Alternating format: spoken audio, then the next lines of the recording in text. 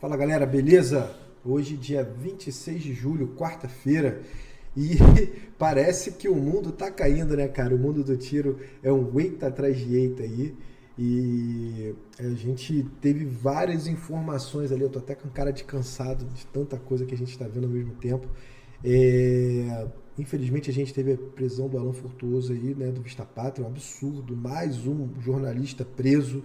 É, Provavelmente dentro do inquérito do fim do mundo, pelo que eu estou vendo ali, um absurdo, e até a gente está tentando ajudar, a galera tá tentando ver ali, eu tenho visto que tem muita gente correndo atrás, vamos ver o que está acontecendo, né? É, e o decreto 11.615 lá, e com a declaração do presidente Lula falando que quer fechar todos os clubes de tiro. E daí hoje, cara, o Luciano Lara, que é um promotor de justiça, atirador do canal Beabá do Tiro, acabei de ver a entrevista dele na Band News, ele foi perfeito. Não tem como a gente deixar de passar aqui no canal também, já parabenizar o Luciano Lara, e não tem como deixar de passar no canal a entrevista dele. Eu vou deixar aqui alguns trechos, a gente vai comentando, vai complementando, se for possível, porque, cara, ele trouxe dados, informações, acabou com tudo ali, foi bem legal. Eu vou passar aqui no YouTube, vou acelerar um pouquinho para a gente não passar, para ficar mais rápido, tá bom? E vamos analisando as declarações do Luciano Lara aqui. Da Justiça Flávio Dino, o fechamento de quase todos os clubes de tiro, né? Assunto que gerou grandes discussões. Vamos retomar esse assunto e ouvir exatamente o que disse o presidente nesse contexto. Veja, tinha uma confusão, você pode utilizar arma, você pode liberar, Primeiro ele CAC, você pode tá. liberar. Não, eu acho que nós temos que ter claro o seguinte. Primeiro ele vai falar aqui, né? Tá mostrando o presidente Lula falando sobre o. Dando aquela declaração estarrecedora que quer fechar todos os clubes de tiro, né? Vamos lá. Por que um cidadão quer uma pistola 9mm? Por que ele quer? O que ele vai fazer com essa arma? Vai fazer coleção? Vai brincar de dar tiro? Porque no fundo, esse decreto de liberação de arma que o presidente anterior fez era para agradar o crime organizado. Porque quem consegue comprar é o crime organizado e gente que tem dinheiro. Pobre trabalhador não está conseguindo comprar comida. Eu já disse, Fábio Dino, nós temos que fechar quase todos, só deixar aberto aqueles que são da Polícia Militar e do Exército, ou da Polícia Civil. É a organização policial que tem que ter lugar para tirar, para treinar tiro. Não é a sociedade brasileira, nós não estamos preparando uma revolução.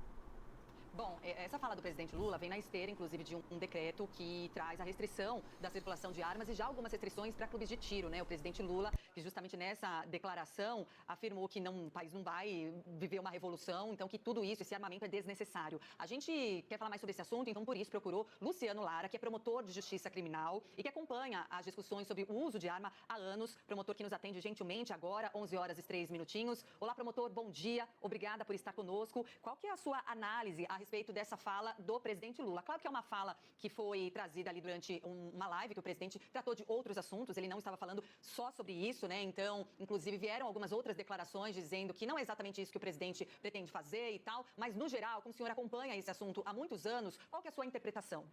Bom dia, Patrícia. É um prazer estar aqui falando com você.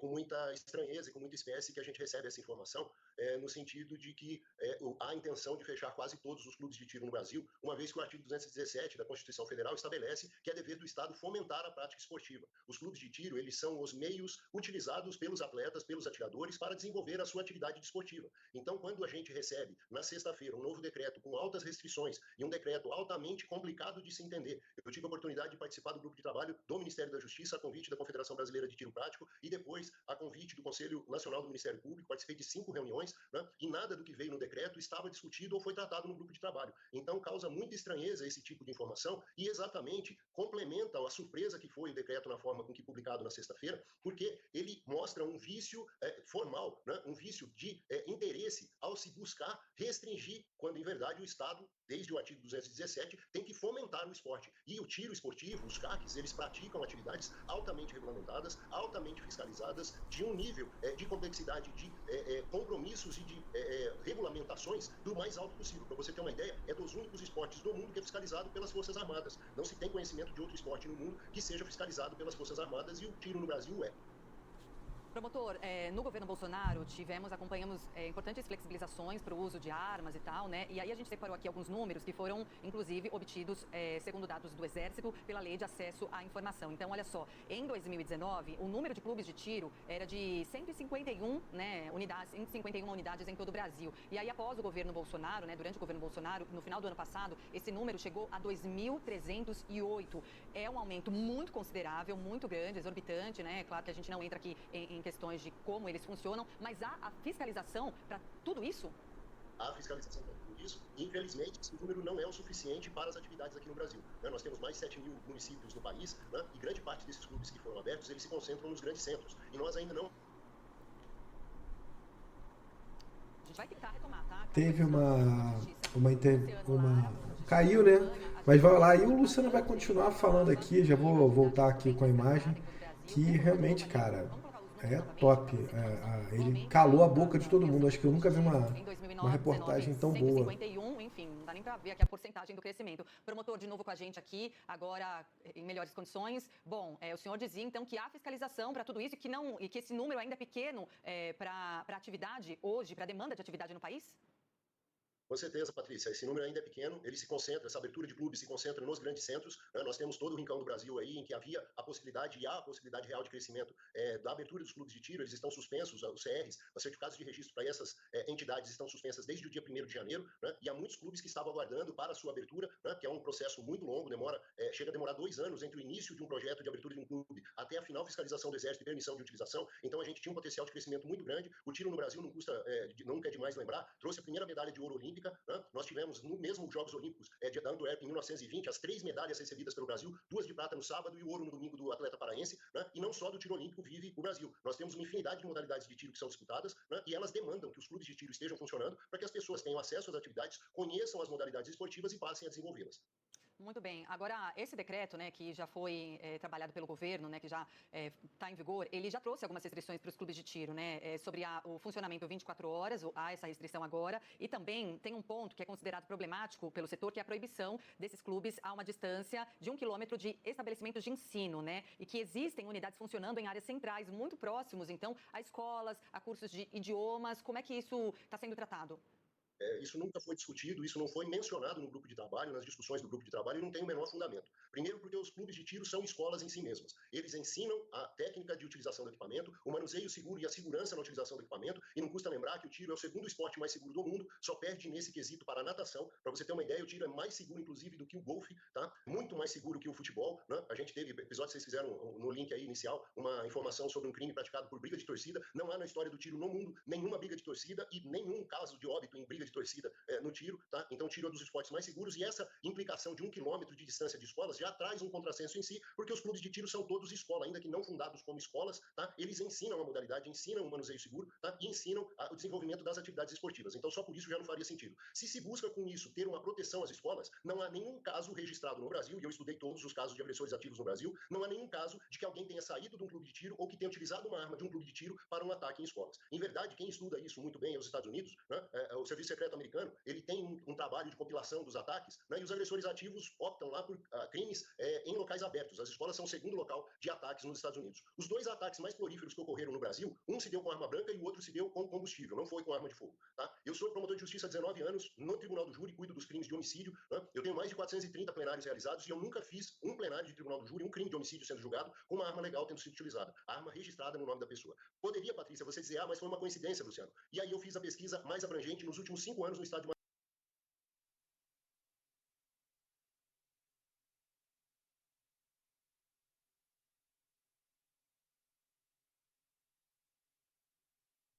Vamos voltar aqui para a gente entender esses números do que ele tá falando, né? Que ele está citando aqui.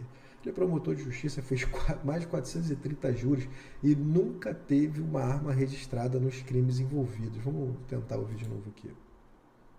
As escolas são o segundo local de ataques nos Estados Unidos. Os 2 ataques mais prolíferos que ocorreram no Brasil, um se deu com arma branca e o outro se deu com combustível, não foi com arma de fogo. Tá? Eu sou promotor de justiça há 19 anos, no Tribunal do Júri, cuido dos crimes de homicídio. Né? Eu tenho mais de 430 plenários realizados e eu nunca fiz um plenário de Tribunal do Júri, um crime de homicídio sendo julgado, com uma arma legal tendo sido utilizada. A arma registrada no nome da pessoa.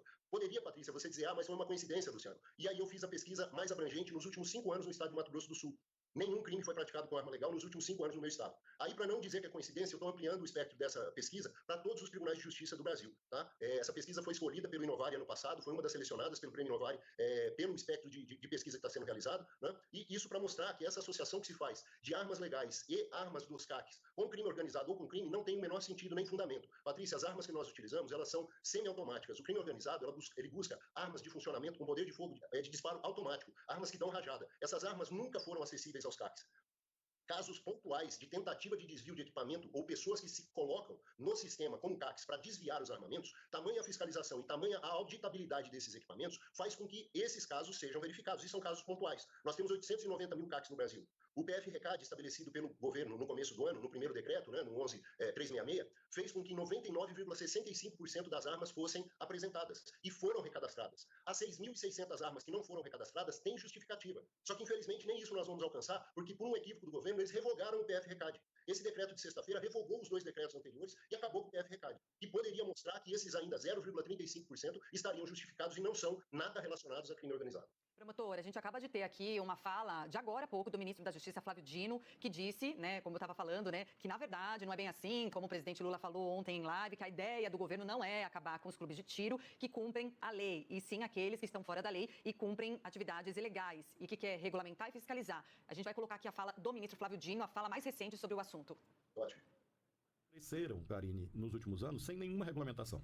Então você tem clubes de tiro sérios, clubes de tiro que de fato se dedicam à atividade esportiva.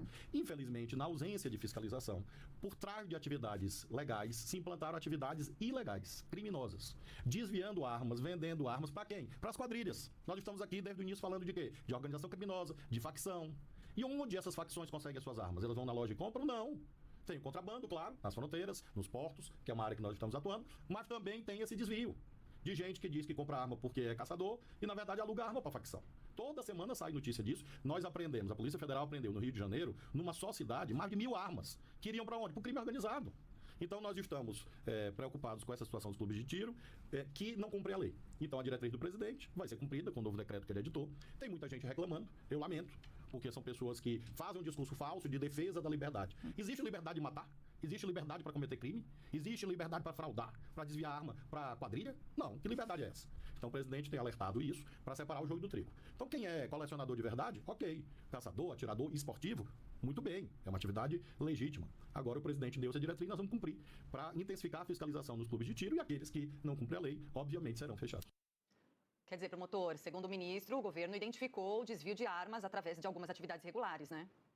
Isso é curioso de ser colocado dessa forma. Esse caso do Rio de Janeiro que foi colocado, houve o fechamento de uma loja por CR, problemas no certificado de registro da loja e a apreensão de todo o estoque dessa loja. Dizer que essas 1.000 armas estariam sendo desviadas por crime organizado me parece um pouco antecipado quanto à apuração, que em verdade era só uma falha documental de funcionamento do estabelecimento. Né? Que dizer também que todas as semanas tem casos de CAC envolvidos em crime. No ano de 2021 foram 110 crimes praticados e esses crimes envolviam violência doméstica, porte ilegal de arma de fogo e nada de desvio para crime organizado. Em 2022 se utilizou que houve um aumento de 100%. Realmente, de 110 casos nós passamos para 212 casos. No universo de 900 mil pessoas e 960 mil armas, temos 200 crimes praticados. Nós podemos considerar que a expectativa era que nenhum crime fosse praticado, mas 220 casos em 900 mil pessoas chega a ser estatisticamente desprezível. Né? Nós precisamos verificar que crimes violentos não são praticados com armas legais e nós precisamos entender que as armas dos atiradores, caçadores e colecionadores não servem para o crime organizado, que não tem nenhum interesse nas nossas armas. Os casos pontuais, repito, Patrícia, que são verificados, eles são verificados porque não é que não haja fiscalização e que não houvesse fiscalização no governo anterior. A fiscalização é sempre muito rígida e de muita burocracia envolvida. Não faz sentido uma outra TV noticiou nesse domingo que um cidadão entrou no sistema para comprar um fuzil e vender para o crime organizado. Não faz sentido eu dar o meu nome pessoal, nome próprio, e utilizar essa arma no crime organizado, porque ela vai ser rastreada para mim como ele foi identificado e está sendo processado. Não faz sentido pensar que essa via é via de alimentação do crime organizado, porque o crime organizado tem muita facilidade, inclusive pela metade do preço que esse cidadão noticiou que vendeu o seu equipamento, eles adquirem no mercado negro e de forma muito mais tranquila do que passar por essa burocracia toda. Nós atiradores, chegamos a passar 13 meses, eu não estou falando de exemplo, estou dando o meu caso, eu estou aguardando há 13 meses uma autorização de compra, Patrícia. A formalidade e a burocracia por que nós passamos, dizer que tudo isso é falta de fiscalização, me parece um equívoco e desconhecimento da matéria. Nós somos altamente fiscalizados, a burocracia envolvida é tremenda, e o que houve, na verdade, foi uma edição de um decreto na forma diferente do que veio sendo discutido no grupo de trabalho e de forma inaplicável. Muitos dos procedimentos que foram estabelecidos pelo novo decreto são inexequíveis. Nós temos que aguardar agora a regulamentação pelo Exército e pela Polícia Federal para verificarmos como isso vai ser implementado efetivamente. Mas essa fala já desconstituída pelo ministro da Justiça agora, no sentido de que não querem fechar os clubes, né, na verdade querem fechar os clubes que funcionem regularmente, isso é aplaudido por toda a comunidade. Nós não queremos ninguém no nosso meio que esteja à margem da lei, que esteja descumprindo a legislação, porque nós somos cumpridores da lei e mostramos isso no PF-RECAD. 99,65% das armas foram recadastradas. Muito bem. Promotor, muito obrigada pelas explicações, pela entrevista aqui. Bem, eu acho que o Lara acabou lavando a alma de todo mundo, né, cara?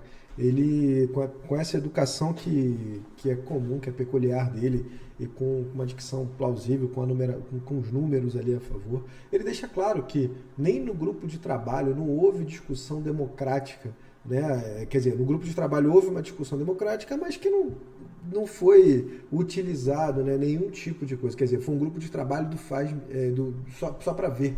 Só para inglês ver, como diz assim, né? Eu vou fazer o que eu quero, pronto, acabou. Então, para que se criou o grupo de trabalho? Para que essas pessoas, cara, desse calibre perderam tempo, foram lá para discutir? Mas só que a gente está vivendo outro lado, a gente não vive ainda numa ditadura. Eles acham, eu acredito, né, com a declaração do presidente Lula, com a prisão de jornalistas, com o cerceamento, né, de direito de várias pessoas ali, com inquéritos que nem advogados têm acesso. Eu acho que realmente a gente mudou de regime, só que não contaram pra gente ainda, né? Então isso que é muito complicado, isso que a gente não tem que permitir.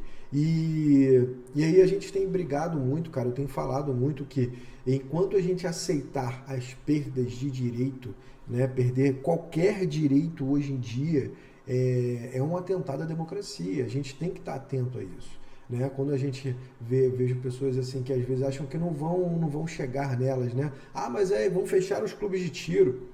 Cara, primeiro que milhões de pessoas vão perder o emprego, né? Um problema econômico de arrecadação que vai ser criado, o Estado vai deixar de arrecadar muita grana porque é uma atividade extremamente controlada e tudo que entra e sai tem nota fiscal. Ao contrário de diversos outros ramos aí, no mundo do tiro esportivo não há uma munição que possa sair sem nota fiscal, ao contrário do que querem fazer crer aí, né? Enfim, mas a gente, além disso tudo, a gente está perdendo um direito. É um negócio lícito que simplesmente numa canetada deixou de existir. Qual será o próximo negócio? Uma padaria? Um açougue? Ah, não, agora eu vou brigar com o agro e vou para dentro dos frigoríficos e quero que feche todos os frigoríficos. Será que isso já aconteceu? Enfim.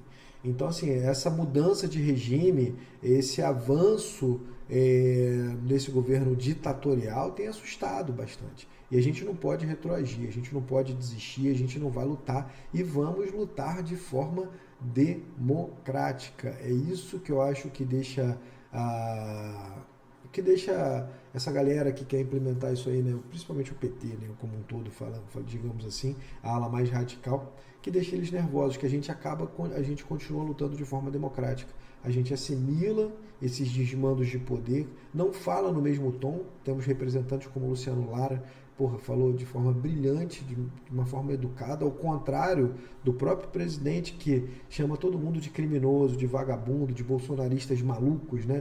Nem todo mundo do tiro votou no Bolsonaro, mas hoje todo mundo que tem um pensamento conservador, que defende os valores Deus, famílias, a arma, a liberdade, acaba sendo taxado de bolsonarista.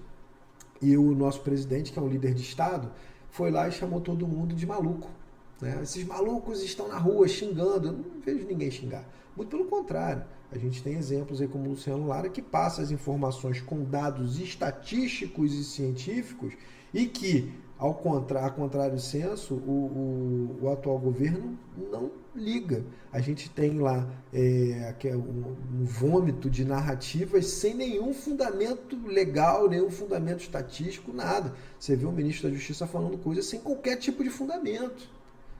Um absurdo. Ele é um ministro de Estado. Como é que ele vai dar uma opinião sem informação? Né? Vai falar uma mentira que está sendo desviado armas? Pelo amor de Deus. Ele vai citar o caso de uma loja que não tinha segurança armada, pelo que eu sei, e perdeu o direito de vender armas de calibre restrito. As armas continuaram ali e ali foram apreendidas armas. Normal.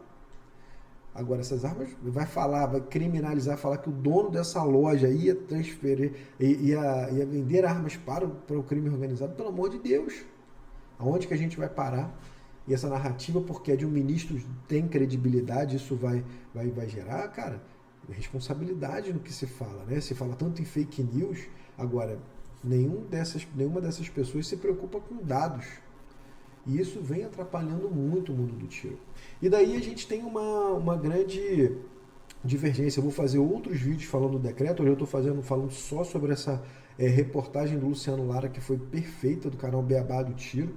E outras coisas que a gente vai falar sobre os atiradores. Mas, voltando a falar, né, o tiro não parou.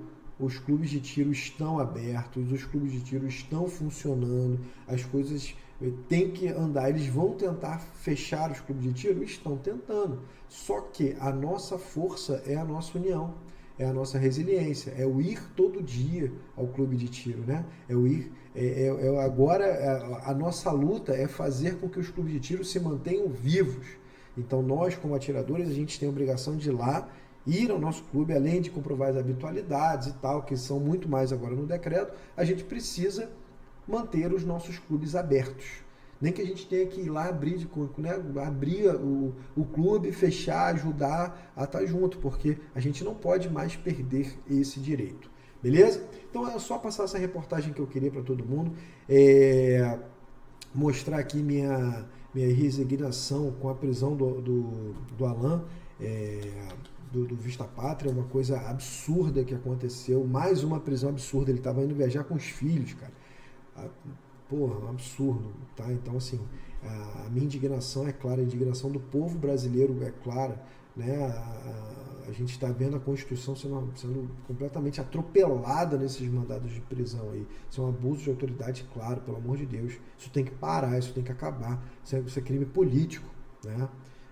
Essas prisões políticas, isso não acontece, isso ocorre nas piores ditaduras. E a gente está vendo isso quase todos os dias, né? Jornalistas exilados, enfim. E aí a imprensa acha que não vai chegar nela, né? Só vão bater nos clubes de tiro. Enfim, hoje vamos falar sobre isso. A gente precisa se manter unido, se manter vivo, manter o nosso esporte funcionando, manter o nosso país vivo, manter o nosso sonho, né, de ver esse país livre, vivo, falando de maneira inteligente. Agora a gente não pode mais falar de maneira corajosa, estamos vivendo uma censura, então a gente tem que falar de forma inteligente, clara, sem